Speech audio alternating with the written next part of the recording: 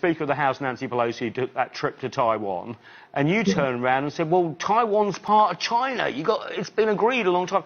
Why did you have that reaction then? Was it because of all the sort of militarist build-up in the Western press that you saw? What were you thinking behind that? Also, the history is there from 1972 when Nixon visited China, and when they came up with the Shanghai communique, where the United States government officially and absolutely agreed that there was only one China, and that it was governed by it was the People's Republic of China, and it was governed by the Chinese Communist Party, and that is China, and part of China is Taiwan. Chinese people who live in Taiwan and the Chinese people who live in mainland China, so it's for them. It's none of our business, and this is something that we seem to have failed to comprehend, and it's certainly none of Nancy Pelosi's business, and shows that she has no idea what diplomacy is or the way one nation should treat another nation in terms of their foreign policy. Well, I mean, Nancy Pelosi, Speaker of the House, we've got Joe Biden administration. What do you think in their policy of China? Because they have been criticised out of Beijing for salami slicing away the one China policy and the principle, of course, upheld by Beijing, and the very recognition of the PRC as the sole government of the Chinese people that you were talking about just now.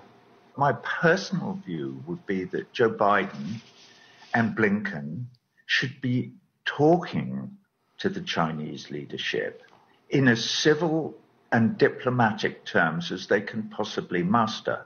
And unfortunately, they're not.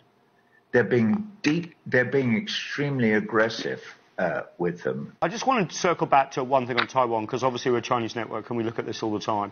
What do you think about this sort of stuff in the press about China encircling the island of Taiwan, and then the sort of military response that we've been seeing from Washington, the region? I mean, where do you see it going, and what's your message in terms of toning it down?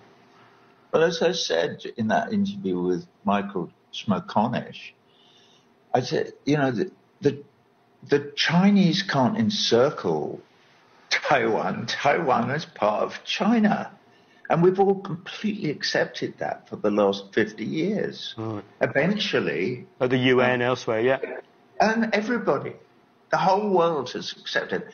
The encircling that's going on is the encircling of China by the United States of America and their attempts now to push NATO into the South China Sea.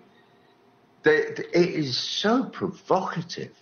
It really just makes you think that they're serious, because the American media, I believe, because I don't read their papers, I don't look at their TV. You won't catch me watching MSNBC or Fox or anything in between, because it's all nonsense.